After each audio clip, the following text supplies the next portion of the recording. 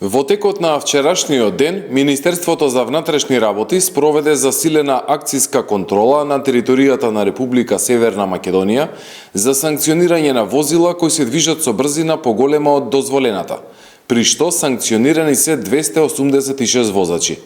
Од нив, 19 возила се движеле со брзина над 50 км на час повеќе од дозволеното, а едно возило се движело со дури над 70 км на час повеќе од дозволената брзина.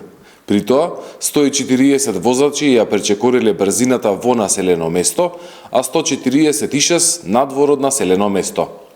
Засилените акцијски контроли продолжуваат и во наредните денови.